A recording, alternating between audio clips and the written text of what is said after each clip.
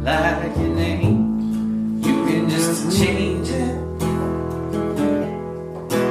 If you don't like Hello and welcome to We Can Just Change It, a podcast where we discuss our favorite things, or at least favorite things. It depends on who's talking.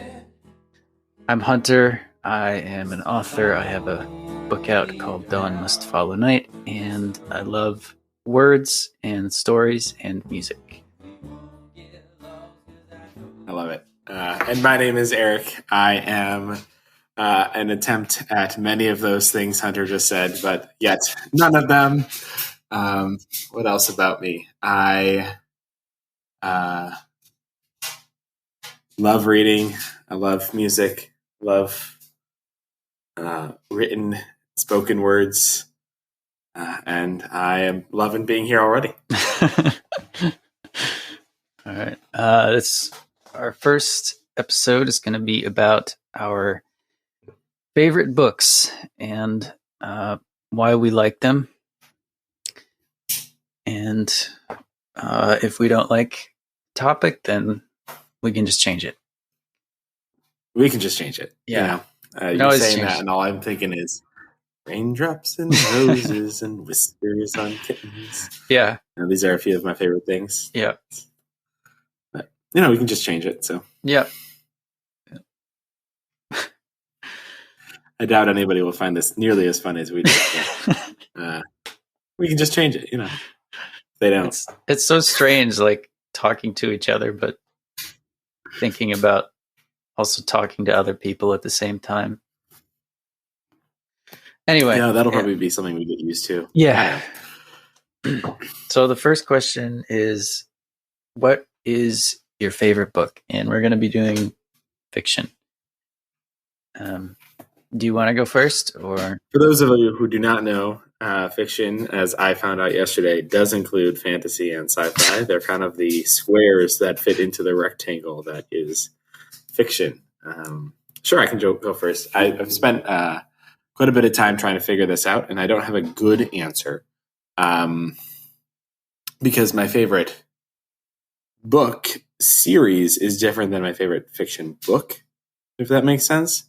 So I was trying to think of things that I've read multiple times, and looking at my bookshelves. One of the pieces that stands out to me which is probably currently my favorite work of fiction, is a C.S. Lewis book, which I'm sure is not that interesting to many people. I'm like, oh, C.S. Lewis. I love C.S. Lewis. I've read a lot of the things he's written. But my favorite thing is actually not part of the Chronicles of Narnia. It's not one of his other maybe more well-known pieces, but it's actually part of his space trilogy. And while I think I might ultimately like Perelandra more than Out of the Silent Planet, I'm going to go with Out of the Silent Planet, which is the first in the C.S. Lewis's space trilogy. Have you read that, Hunter? I have, yeah. Might be downstairs. Just trying to find it on the shelf. Yeah.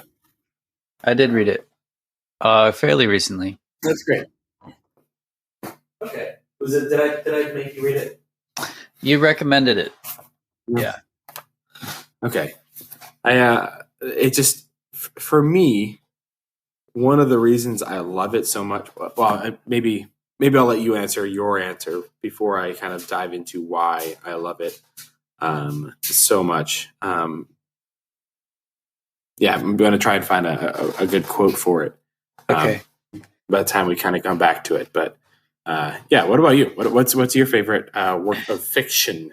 So mine is Don Quixote de la Mancha by Miguel de Cervantes, also known as the ingenious gentleman Don Quixote of La Mancha. And it is one that has more recently become my favorite book of all time. For a while, I just said Lord of the Rings, which is still up there. Well, that's not a single book either, though. That's just pretty, sorry, continue. But Don Quixote is, if you are not too familiar with it, One of the most famous examples of it is the tilting at windmills, where Don Quixote is this kind of Spanish noble, kind of middling Spanish noble. He's not that rich, but he's not poor also. But he reads books of chivalry all day and all night until he goes insane and decides that he's going to become a knight errant after the fashion of his favorite knights in his books. And he is out with his squire Sancho, who's kind of this peasant that he's convinced to become his traveling squire. And he sees these windmills in the distance, and in his imagination, they become giants from his books, and he tilts at the windmills. He tries to joust them, and it doesn't go very well. But it's not my favorite example, but it's my most famous one. But that's kind of a short summary of what it's about. So the follow-up question that I had is, rather than just say why, figured we could do, how did it become your favorite book? Yeah, okay. I would love to kind of jump in on that too. I'm trying to find a really good quote that I can't, but for me, I've read a lot of fantasy, a lot of sci-fi, growing literature of sci-fi. And one of the pieces about this book, Out of the Silent Planet, that kind of struck me, maybe let's say 2 or 3 ideas about why it's my favorite. And that's of course a dangerous term because there's a lot of things that I love. But the ideas are first, it's unique among things I've read. Lewis's world building works within the idea of our solar system. But the planet that they go to, which spoiler alert is Mars, or is what we would call Mars, is this is all written before the moon landing, and it's wholly unlike and yet somewhat similar to Earth, trying to throw in different ideas of gravity's interplay on the surface and why it would be red, interacting with different characters and creatures. And so it's just a really interesting world that's unlike things I've read. Two, and maybe this is the most important of the set, Lewis has a way of utilizing words that just makes you think. He can communicate thoughts through pictures, through dictated pictures. I'm a very visual reader, so when I read something, I visualize it. And he has one of the quotes, the idea is, and right now I'm realizing it might even be in the second book, but there's this moment where there is this creature. It's a very dark moment in this book. This creature that is moving towards the main character, and the main character sees it as grotesque, just the creepiest things he's ever seen. And then this other character, this evil character, perishes or ceases to be in this particular scene. And so then the darkness of that situation is let go, and the evil presence is gone. And so in that moment, his view of this creepy creature turns from one of pure disgust to beauty. And he defines it as if when he was at university working on a paper, and this thing fell onto his desk, and he looked at it and he saw it as a bug, and he said it was the grossest. All the angles were wrong. It was this grotesque thing. And then he realized that it was actually, in fact, a leaf. And then everything that had made that bug grotesque made the leaf beautiful. And that to me was just like a whoa. How do you communicate this internal feeling that you have verbally? And there are multiple points that this book is pretty short, but I instead of speeding through it, which I normally do, I just like ruminated on it. I would like read one chapter and then just stop for a day or two. Yeah. Just because it felt like a full meal almost. And then last part of it is I've realized, and there's 3 books in this series, but I think C.S. Lewis is asking different questions in each of these books. Questions that really interest me.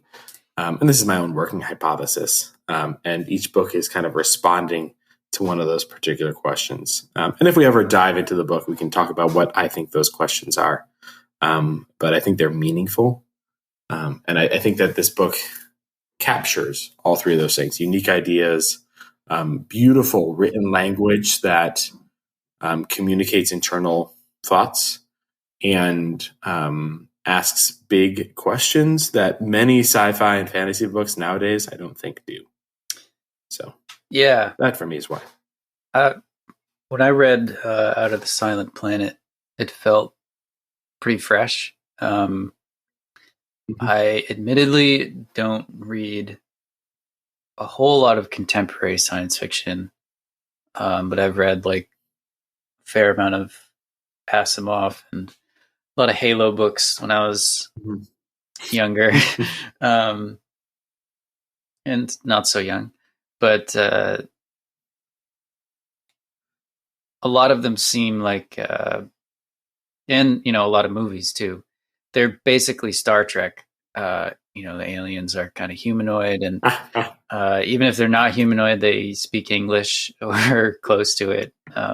There's exceptions, but I think C.S. Lewis really. There's a whole section where the main character has to learn the language of the aliens, and they learn. Yeah. Oh yeah. That's something that you don't get too much of, because it's really hard to do, and it's really hard to make entertaining. But if he wasn't the type of author that he was, it wouldn't be enjoyable. Yeah. And also, I think the other thing that I really appreciated was the attention to detail. When he talks about how he's talking about like the plant life stuff, how it's kind of thin. Trees are kind of taller because there's not as much gravity, which, I'm not a biologist, so I don't know all the details of how accurate that would be, but he does think very deeply. He's C.S. Lewis, so yeah, of course he thinks. Well, and that's actually one really cool thing. By the end of the book, he ends up seeing like this drawings of the history of different. I'm not going to say people groups, but being groups, because they're not all people. And he sees these beautiful beings walking around. And then he sees these like, a few squat little like they look like grotesque beings. And then he realized that those are him.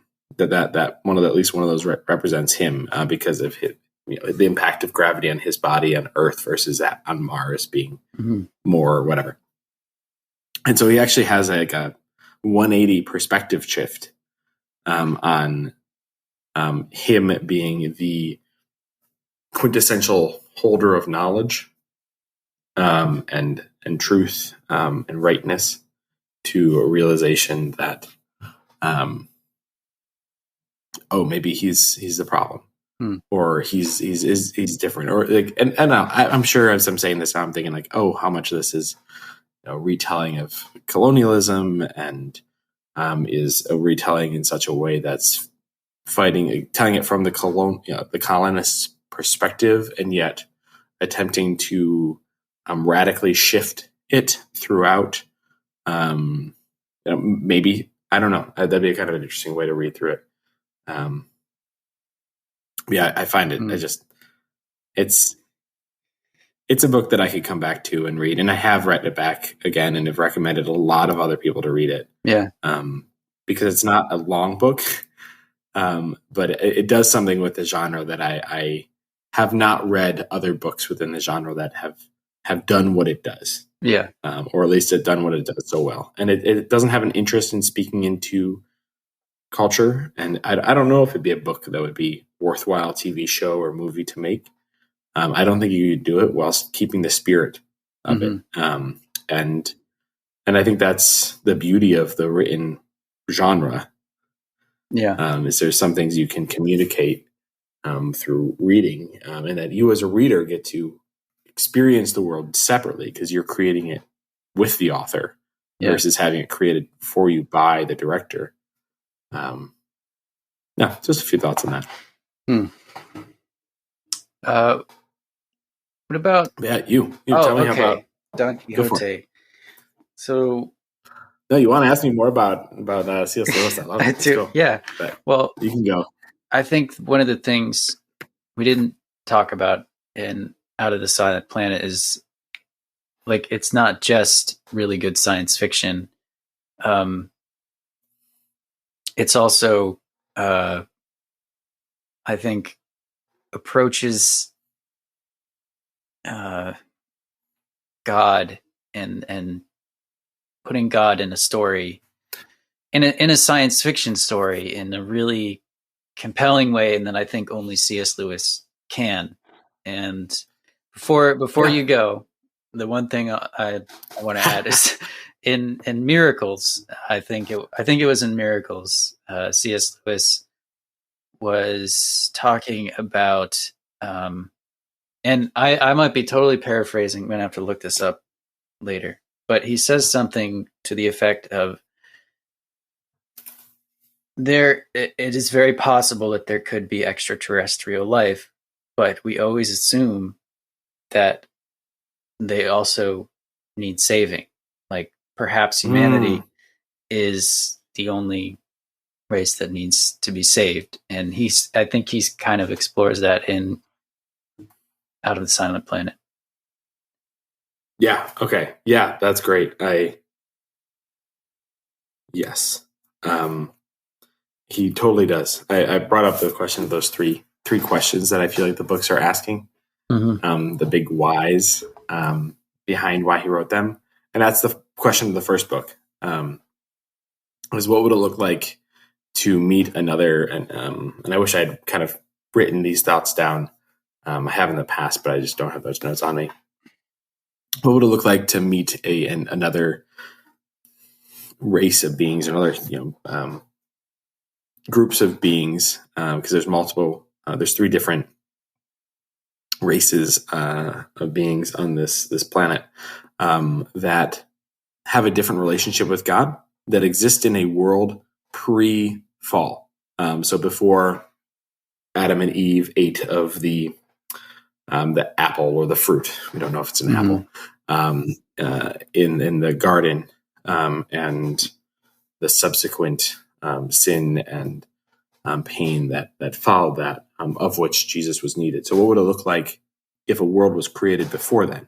And so these are three groups of beings that have existed for hundreds, if not thousands, if not tens of thousands or longer years prior to the Silent Planet, prior to the beings of Earth, humans, and are actually closer to the end cycle of their planet, and are okay with that. He actually interacts with these large bear-like creatures. There are three groups of people, like I said, of beings, and these bear-like creatures are the holders of language. They're the ones that Hunter and I would probably like to interact with the most. Couldn't tell, we both love words. Actually, I'm glad Hunter restated that he was an author instead of author. He said that in the first take of it. Is I did. Funny. I was going to call him out. Yep. I was going to call him out. I think you were nervous. But we actually met. We met at a school that is known for writing. That's true. That was like the number one thing that we would celebrate a school that shall henceforth be unnamed, but is named after a founding father who has a well-known musical. The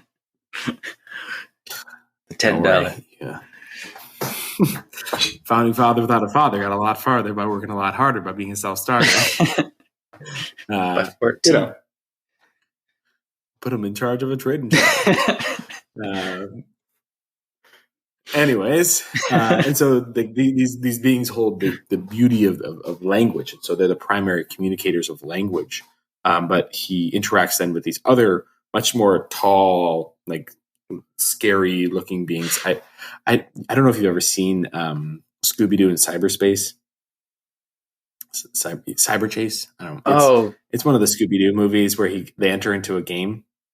And the villain is like an electrical charged being, and that's kind of what I envision. These guys looking like that's not really what they look like at all. They're not made of electricity.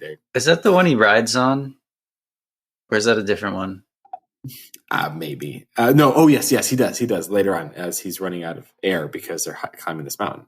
Right. And they're the holder of knowledge and thoughts, and so he then makes the assumption like, oh, you must be the overlords of these other characters. Oops, sorry for that noise. Like Hanoi. So the Sorns and the Harandra. Hrosa. The Hrosa. The Hrosa and the Sorns. So he assumes that the Sorns are the leaders of the planet, and it's solely because he, in his mind, he's built on this notion that there has to be a caste system, and they say no, like what they don't even have a concept for understanding what he's talking about. Like no, the Hrosa are better at words. Why would we try to communicate things when they can do it better? So like the Hrosa hold all the poetry and words and they're really just not that interested in all these high level different thoughts about sorts of things and what will be and what and that because that's the Sorens. So and then later on he meets these people called the Fiffletriggy, which are these. They're kind of dwarfish type characters. They're not actual dwarves, but they're really interested in technology and mining, and so they're really interested in his watch, which he tries to give to a Soren at one point. And Soren's like, no, don't give it to me. Like the Fiffletriggy would be much more interested in that. And so it's just continually he has these ideas of what the world should be like and what these people should be, groups of people should be interested and they're just broken continually. And so he's asking that question of what would happen in a world kind of pre-fall. And then the second book, Paralandra, asks the question, what would happen in a world where the beings are created after Jesus is risen and Jesus has died and risen. And regardless of whether you are interested in these types of questions or subscribe to a faith tradition, I think it's interesting because he's asking these questions and he's created a world where there's kind of like an Adam and Eve type character that are put into a similar type of situation on Mercury, I think. And he has the same character who is kind of there. And he, again, kind of thinks he's supposed to do one thing, when in reality he's there to learn. And that's just that might be a book I like even more than Out of the Silent Planet, just because I think it's just absolutely stunning and beautiful. And then the third book is asking a question of what would it look like on Earth if we had a different understanding of what history is. And it's asking a bigger question than that. That's like not quite getting at it, but it adds myth, like questions about Merlin. Is it Merlin's a main character or a character in this, along with the pursuit of knowledge and science, and so it kind of so science isn't the villain. He's not trying to create science versus fate. That's not what's happening. But he's trying to combat these questions of knowledge for the sake of having more knowledge and controlling people, and versus kind of a way of understanding the world that holds knowledge and faith and reason and morality together, and myth. And by the end of the book, there's some really interesting things that happen. The third book is one that's much more confusing than the other two, I think. It also took me a lot longer to read it. Like the first two, like each took me a month because I was trying to go as slow as possible. The third one took me like 13 months because I was just trying to claw my way through it. But I was also just noticing a lot of similarities between what he was writing about and what my experience was at the university I was attending at the time, which is not named after a founding father, but a father.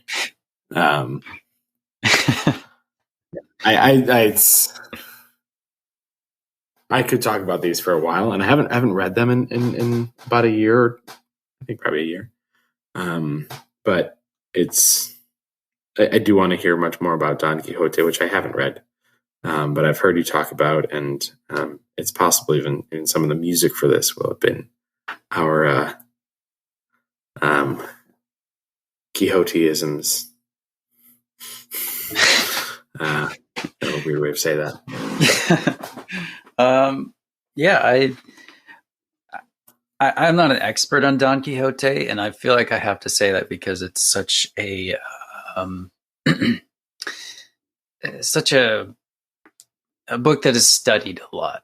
I think in English, in academia, it's said to be by a lot of people to be like the first novel, which gives it kind of this reputation that I think makes people kind of stay away from it for a little while. But in fact, my first experience with Don Quixote was the audiobook, narrated by what is his name? By George Goodall, who is amazing. Like, I believe he did the Hobbit as well, and he was incredible in that. He has such a range of voices, and he does. It's a really great way to experience Don Quixote if you haven't before. But I just listened to it. I started it when I was living in Idaho, so that was, and I listened to it over the course of like 1 or 2 years. And actually on a road trip coming back from Idaho was when I finished it. And since then I have been rereading it. I'm listening to it again and rereading it at the same time right now. Are you at the same place in those spaces? No. Or is your listening ahead of your reading? My listening is ahead of the reading. Yeah. But only you. You know, most people listen to books while also reading them, like at the same point. So they listen and then they read and then they'll listen. Like no, yeah, only Hunter would listen to it and read it concurrently, but not simultaneously. I'm just trying to absorb some Don Quixote. Because it's like you're listening to it and then you're hearing like an after telling of it. It's like an echo.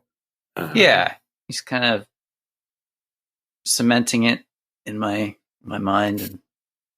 But I ask myself, you know, if I'm feeling kind of bad or I'm kind of grumpy, I'll ask myself, have I listened to or read Don Quixote today? And if the answer is no, then I go listen to or read some Don Quixote, and I usually feel better. So it's I'm just going to read the one little part from the Go introduction, for it. because I think it is a great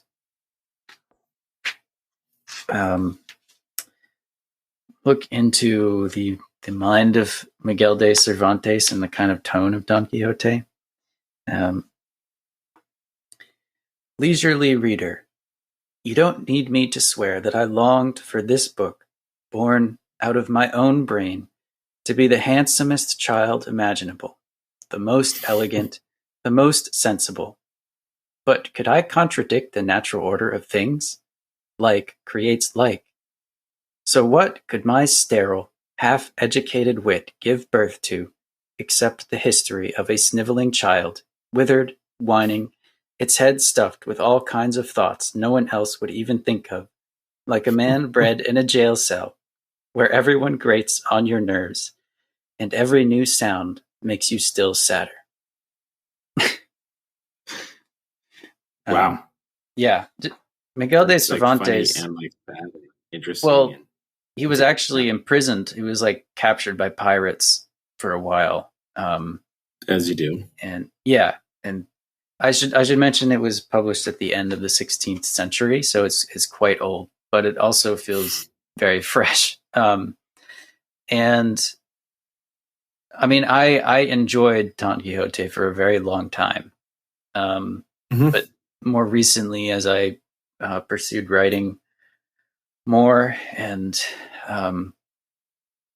wrote more and learned more about writing and trying to write something, Don Quixote, for me, became kind of a metaphor for writing, for writing fiction, especially because you have this Spanish noble who's got a fine life. You know, he's not super rich, but he's richer than most, and he has leisure time. He has a very enjoyable life, and he just decides to just be a knight errant.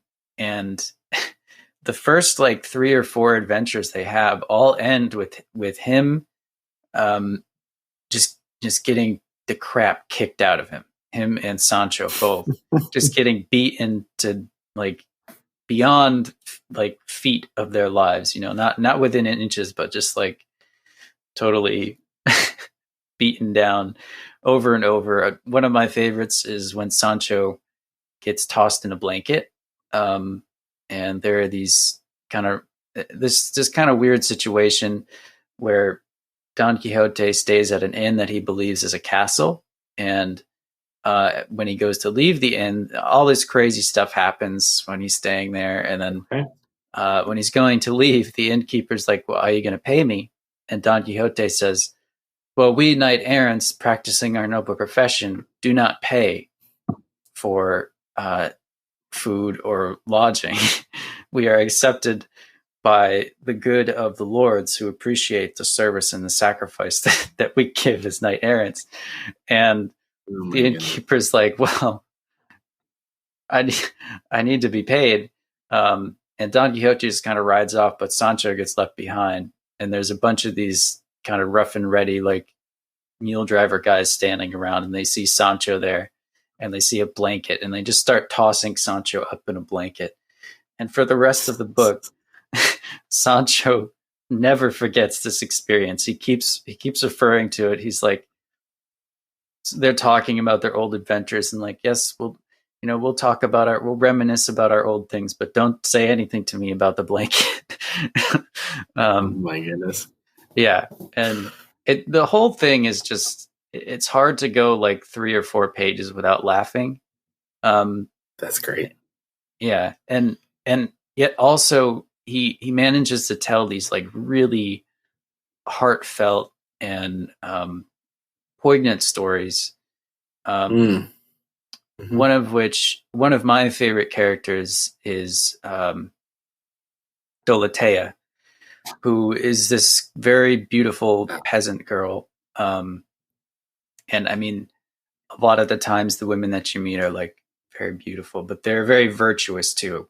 And so she's this very virtuous and very beautiful peasant woman who is kind of pursued by this very rich noble who sort of like tricks her into a fake marriage just so that he can satisfy his own desire. And so she ends up like, terrible. yeah, and she's kind of recounting this story in the wilderness. Like Don Quixote and Sancho just kind of find her, and Don Quixote, as crazy as he is, he has his chivalric code, and part of which is to Wait, can you protect say that word again? what chivalric code. Chivalric. Huh, I've never Yes. heard. I know Chivalry. chivalry, Yes. but I've never heard chivalric. Yeah. Chivalric code. Code of chivalry. Okay. Kind of Sorry, words continue. you He's got a chivalric code. absorb when you read that cute. But he, and part of his chivalric code is to protect damsels, to keep them safe and take them where they need to go, give them protection. And he's a very valiant knight. So she's recounting her story, and she just says her handmaiden had let this guy into her room where he made all of these kind of promises and stuff, and they performed this like kind of little ceremony. And she says, after the ceremony, my handmaiden, who was witnessing the wedding ceremony, quote unquote wedding ceremony, my handmaiden left the room. I ceased to be one. And the next morning, he was gone. And it's just this, it just hurts, and she has this kind of crazy story, and eventually things work out well through kind of Don Quixote and Sancho, not because they're so great, but just because they're so crazy that they just bring all these people together that kind of, and there's a lot of different connected side characters and stuff, but it's just, there's just so Question much. for you. Yeah. Question for you on that. Do you think this would be then a book that would speak to a modern audience, or would the ideas of a code of chivalry or a chivalric code and conversations around the means in which these types of situations are handled and the characters that are brought up, like would that resonate, or would that be not something that would be uplifted? I think it depends on who you are. Okay. And I mean, another thing is that Don Quixote often makes things worse than he intended them to be.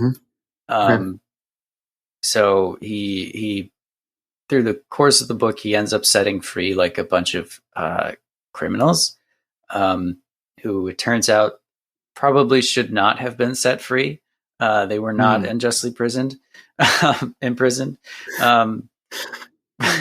But it's, I don't know. I think it's kind of, I've never really thought about this way, but thinking about Don Quixote in terms of toxic masculinity, it's interesting because Don Quixote himself, I mean, one of the, I guess, hallmarks of toxic masculinity is like, I don't know, bragging about women that you've been with, or like being very brash and kind of disrespectful. And Don Quixote is incredibly respectful and courteous, unless someone says something bad about a knight that he doesn't like. And he would never fight a woman. He would never like raise his hand against a woman. He would always come to the aid of a woman in trouble. And yes, there is a strong element of like, in Don Quixote's own mind, women are to be protected. They're, not necessarily weaker mentally, but weaker physically, or I guess vulnerable is a better word. But it's unclear. I'll say it's clear that Cervantes doesn't think too much of the chivalric code. because a lot of the book is Okay. kind of a lot of the humor is based on how ridiculous the code is and how ridiculous Don Quixote's behavior is. Hmm. Um, Okay. So is So- is there an aspect in which it's kind of a parody of other types of literature of the day, oh yes, or of either? Okay.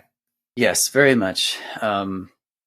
It's I guess it kind of, you could say it like starts as a parody and then becomes something more. It contains so much and it's so meandering. Okay. And that's why Meandering. people I call love a it good like, meandering story. yeah, I mean, that's why they call it the first novel, because it is a fiction book set in a, contemporary time about contemporary characters. And yet it has this kind of like, fairy tale feel sometimes. But sorry, what was the original What a question? novel idea! What a novel idea! Yeah. The original question is, would it speak to a modern audience? And it sounds like you said yes and no. And it depends on the person. And it sounds like it might be speaking against some of the some of the aspects of its own time. Oh, definitely. Also, yeah. One of the interesting things about the publication, which I didn't really know until I read some like editor's introduction, was about how when he originally published Don Quixote, he didn't publish it under his own name. He published it under the name Sidi Hamete Benengeli, which is a Islamic name. And there was a large population of like Hispanic Muslims in Spain at the time who were forced into exile by the king. And like basically it was kind of just an excuse for the king to basically commit genocide. He's like, you have to leave the country in 3 days, and if you're still in the country, then we can kill you if you're in the country. Was the edict, I guess. But Cervantes published it under an Arabic name, which I think is really a subversive act, I guess. Okay. Which is really critical of the attitude in Spain towards Muslims. I don't think you can't say it's like clearly anti-racist, or, I mean, it was written at the end of the 16th century, so it's a product of its time in that respect. But for the time, like, I think Cervantes is incredibly ahead of his time. Yeah. But Don Quixote is a good time all the time. It's interesting. It's deep. It's my favorite book. I love it. Well, I know one of the pieces that will come up throughout our conversations is that you are also an author, a self-published author, or a published author who is working on your second book, currently editing the second book in this series. And I know that one of the characters in this second book is a knight errant. He is, yeah. Do you want to tell a little bit about that, and like how much you shared earlier that Don Quixote has impacted your writing? Yeah. How has that been the case? Yeah, I mean, so that's a pretty direct example. He was actually a character in some of the early drafts of the first book. Okay. But he didn't make it into the first one. It didn't really work out. So I kind of remade him in the second one when I was drafting it. He came back into it as kind of a little bit different. And yeah, he's a knight errant, and he has a dog, and it's not a direct. It's not all about him. He's more of a side character. Okay. Yeah. But that's definitely inspired by Don Quixote. one, I mean, his journey is more about like what it means to be a knight. Whereas Don Quixote is just, you could say his journey is about that, but it's also about a lot of other things. And I guess Sir Garen's journey is focused more on that. Oh, interesting. Yeah. So I actually have a question for you on that, and I don't want you to try and like reveal like too much of your new stuff you're working on. Have there been modern adaptations of Don Quixote? If it really is the first novel and that well impacted on, it's that much of an impact on everything we've read, have there been like attempts to retell that story? I'm sure there have been. To be honest, I haven't looked into it too much. So it's not like Les Mis like type thing where you can't like turn around without bumping into a version of. I believe I might have read this in an afterword or a forward or somewhere, but someone said that all novels are variations on Don Quixote. Which that sounds like a very presumptuous academic attempt at making an argument that. Yeah, I mean, whatever. It is definitely a pretty extreme statement, but I think there is some truth to it in that trying to come up with a more nuanced way to say it. But yeah, okay. Well, going back to how I said Don Quixote has become a metaphor for writing, I think it can also kind of be a metaphor for reading, where you could say that the writer or the reader is Don Quixote. And, Don Quixote goes insane by reading all of these books of chivalry and existing in this totally fictional world. And what is reading and writing? It is existing and experiencing a world that is not real. A world that sometimes looks a lot like ours, but it's not. And interacting with people who are not real, who don't say real things. It's a complete fiction. And yet, anybody who is a reader can't deny the value of it. And I think it's part of. Personally, I think it's part of being human, and existing somewhere else, feeling the urge to go somewhere else. Like that's what writing for me is, particularly drafting something new is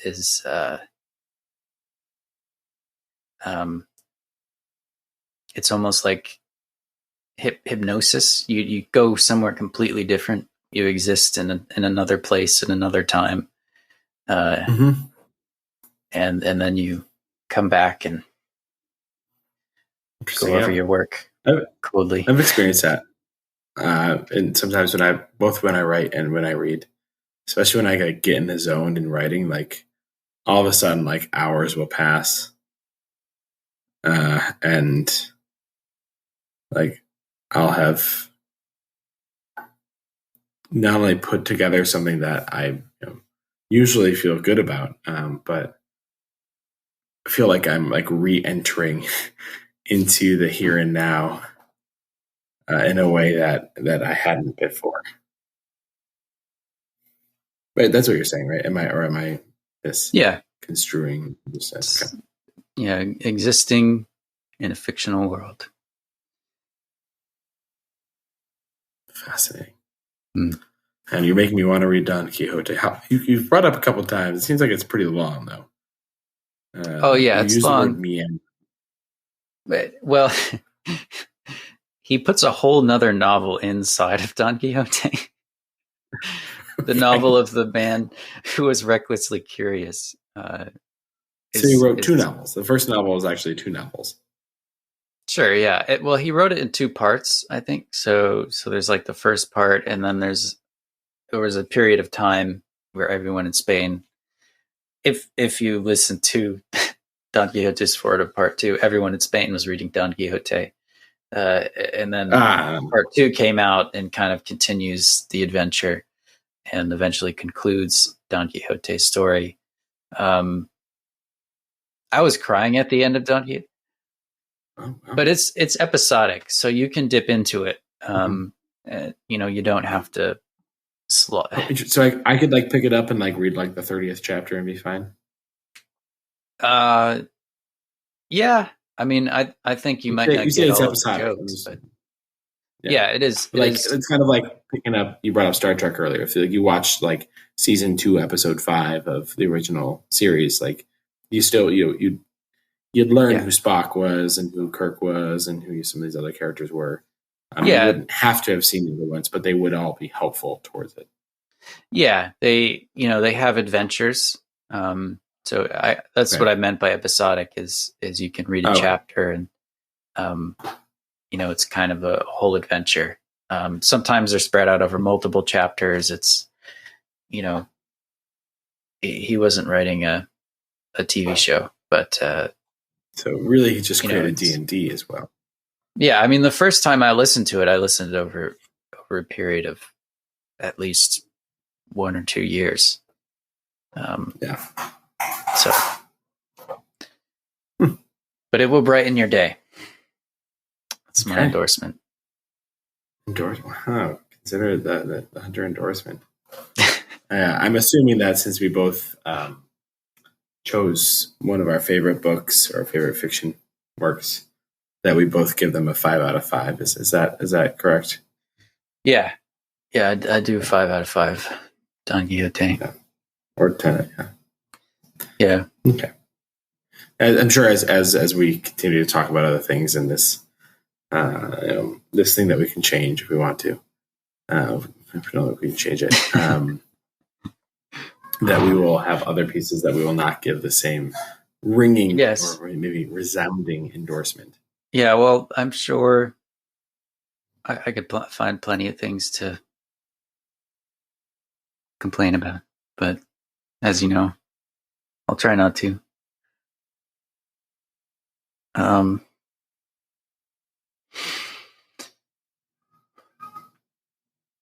My cat just had like almost a hairball. I know it's a weird thing to say in the middle of a podcast, but he's been up on my lap. I've been petting him at different times. He was on the ground next to me wheezing, and then he decided that he was done. And now he's walking to get some more food. I hadn't seen that happen before. We're at almost an hour. Okay, that's words for Eric. Stop talking about random stuff nobody cares about. This is what people pay to listen to. Oh, do they? They're not going to pay for it. Yes. No. Do we have to pay them for it to support it? Yeah, I don't know. Maybe.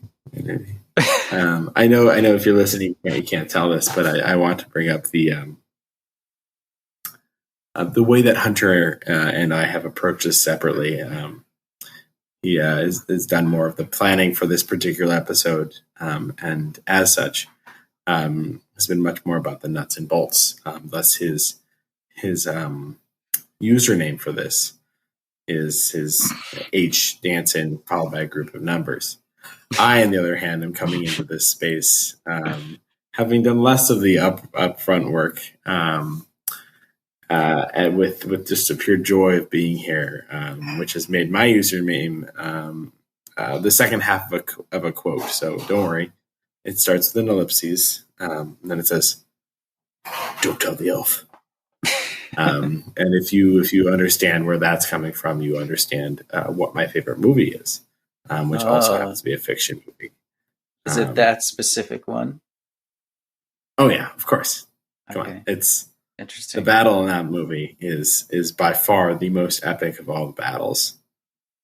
As far as just like, obviously there's more explosions and stuff like that in other ones, but like just the depth of depravity followed by just the.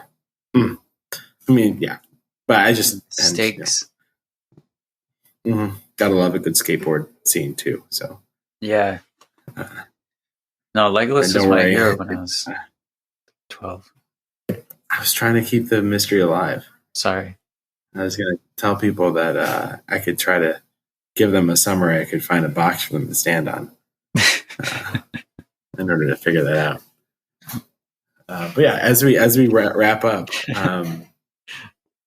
I know that we will get better at having these types of conversations. I'm having a blast, as I hope you are too, Hunter. We're going to talk about some of our favorite things with each other. We already have these conversations pretty regularly, and so we're kind of just recording them now. It's the thing that people are doing.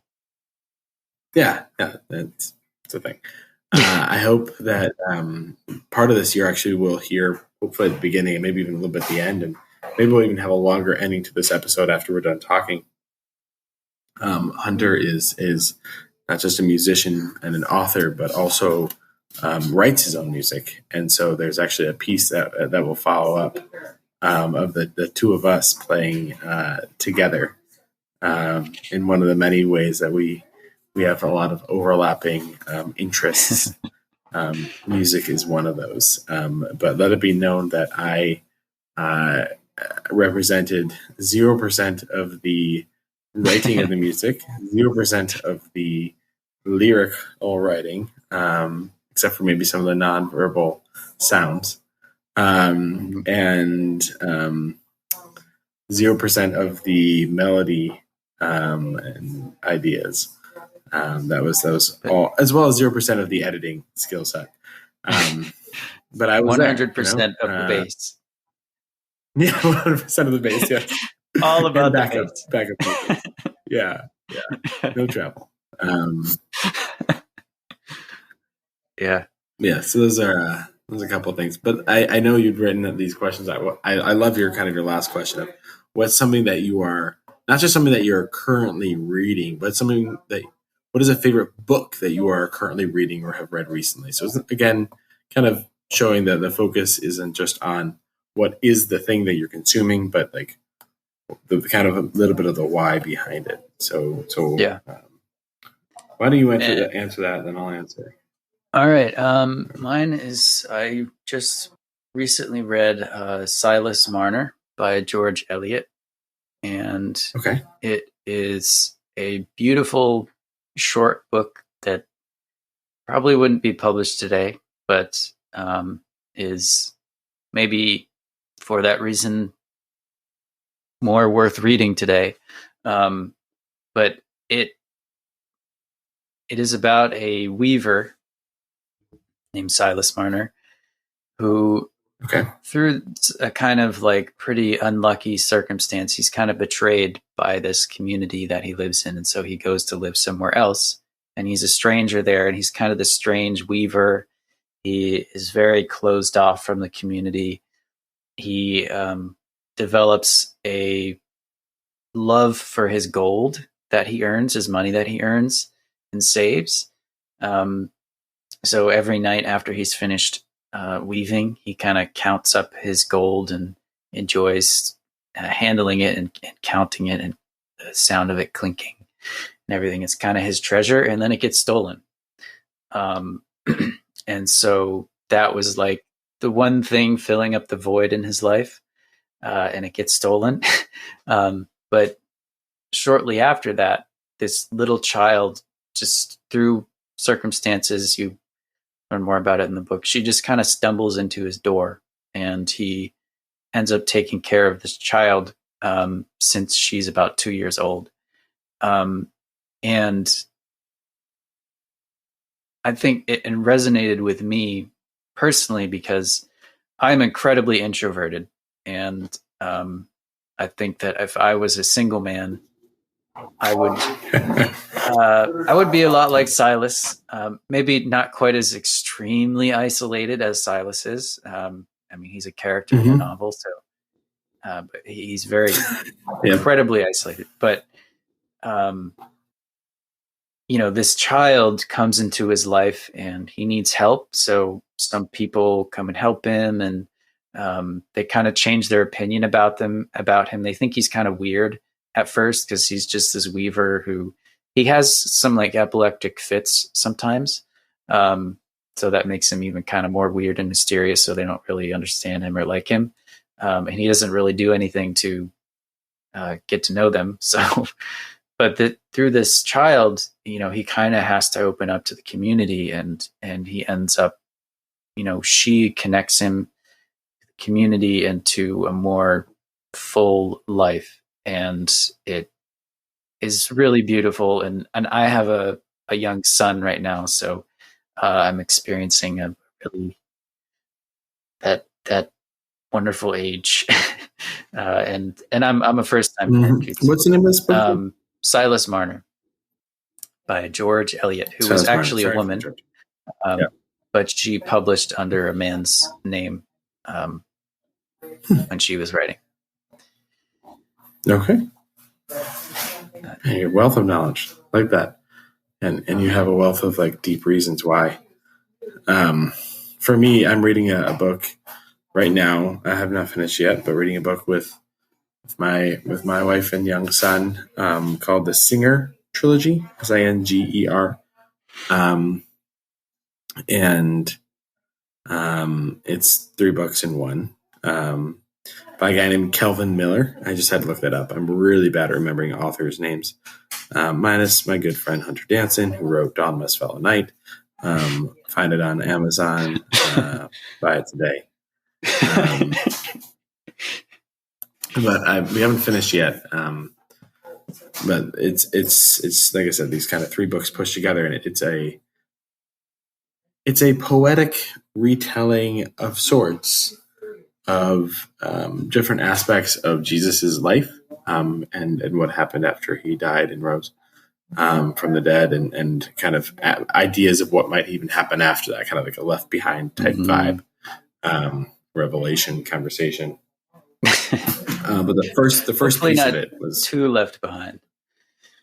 Yeah. I haven't finished yet. I don't know, but I'm loving it just because it's, especially the first piece is about the singer.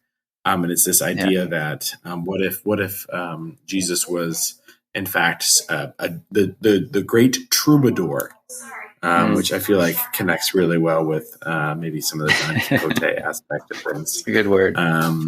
He was the great troubadour with this, like, who had like the anthem to sing, and the way that would impact lives of people, and then kind of goes on from there.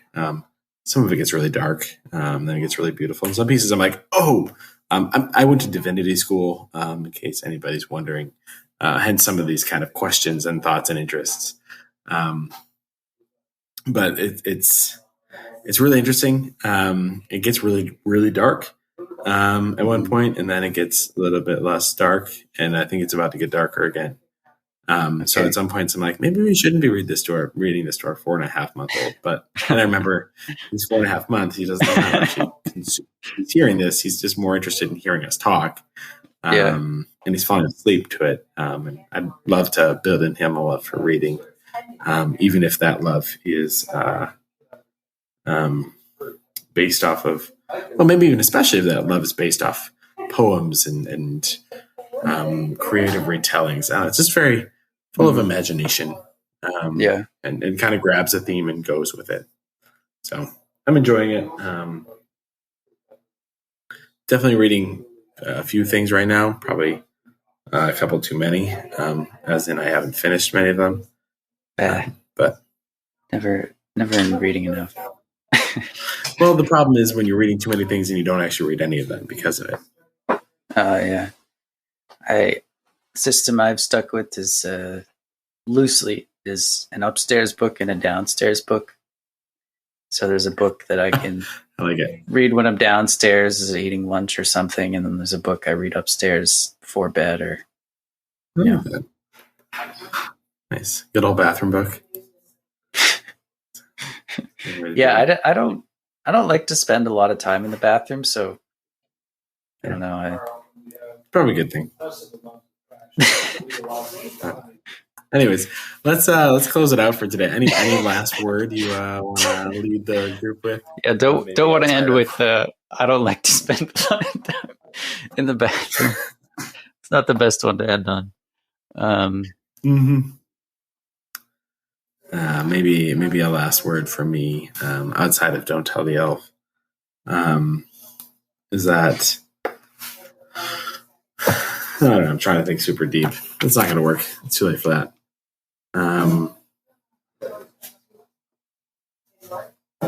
You're right. You should cut this part out. Let's see. Maybe the last word for me is that the power of a good book. It doesn't just bring you into a world, but it makes you think about the world you're in right now afterwards. I think it can shape how we interact with each other, how we interact with creation, how we interact with God, ourselves, our spouses, because it's a type of thing that can teach as much as it is enjoyable. And I think that's something that not as many modern works of fiction do, as well as previous generations of fiction, because it necessarily, this idea I'm talking about necessarily breaks into this consumeristic pattern that so much of our society is based on today. It's a good one. I'm going to end with a quote from Don Quixote, from a little towards the end of the paragraph of the first quote that I read. And it is addressing potential critics of Don Quixote. And I think it fits well with potential critics of So good. this of we can just change it. You can make up your mind for yourself with the best of them. And by God, you're the boss in your own house, like a king in charge of his tax collectors. You know the old saying, whatever I've got under my coat is mine, not the king's, which means you're under no obligation at all. So you can say anything you like about this history. You don't have to worry about being insulted if you don't like it, or rewarded if you do. I love that. If you like it, if you don't like it, you can change it. I don't even know about it. That's good. I like that word. That's kind of even a better endorsement than anything else when you read the words themselves. Let the book speak for itself. Love it. Yeah. Oh, Hunter, I've really enjoyed this conversation. Yeah, it was fun. I'm looking forward to doing it again soon to talk about it. And next time we talk, the first episode or the first two episodes of The Rings of Power will be out. So maybe that will make its way into our conversation. It might coming out on the first. Yeah. Well, at the bottom here, I have. Oh, I didn't think I put it in here, but my initial list just had like Lord of the Rings as a bullet point because. Oh yeah, I'm sure that would be many. But yeah, we can think about it. And sounds good. Yeah. See what the show's like. Well, I hope you all enjoyed this piece that's going to play us out. Well, if you don't like it, you can't change it. It's already been done. But it was a good conversation. Looking forward to talking with you all some more and try to, as much as possible, try to link some of these things if we ever have our own podcast notes and we ever get to that level of fanciness. Yeah, I don't know. One note about the lyrics. Yes. There's in the little bridge section when I do the Latin, it's non bene. It's supposed to be non bene pro toto libertas venditur aro, which is it is not good to sell your freedom even for all the gold you can get. When I was singing it with Eric, I accidentally said the wrong word, and I said non bene pro toto veritas venditur aro, and veritas is truth. So it's supposed to be libertas, which is freedom. So it ended up being it is not good to sell the truth, even for all the gold you can get, which I guess still works. But if you're wondering, super deep, that that little saying is one of Aesop's fables, and I only know it because Cervantes used it in his introduction to Don Quixote. Sweet. Enjoy. Bye. Bye. Thank you for listening. I do Oh yeah, that too. really appreciate it. Great. Follow me down this road. We won't get lost, 'cause I know just where to go. Just follow me down this road. We won't get lost, 'cause I know just where to go. If you don't like your name, you can just change it. If you don't like your job, you can just leave it. 'Cause if you don't like your life, you don't have to believe it. Just follow me down this road. We won't get lost, 'cause I know just where to go. Come on, Sancho, there's a giant around the bend. Gonna cut him down, take the princess back to her dad. He'll give me the kingdom, and I'll give you the island.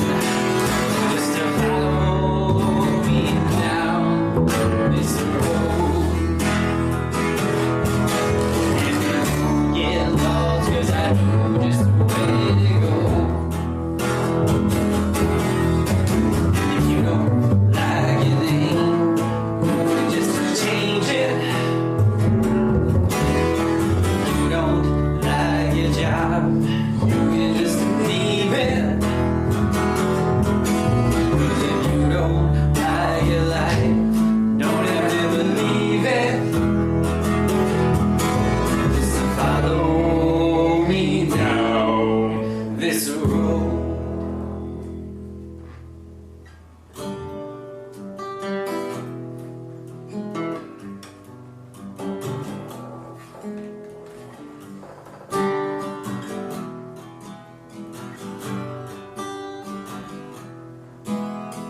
Non bene, pronto, veritas, vendituraro. Non bene, pronto, veritas, vendituraro.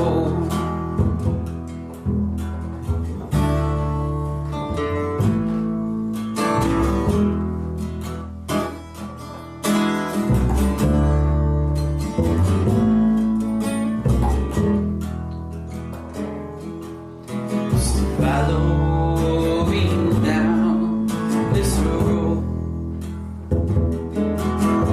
We won't get lost, 'cause I know just where to go.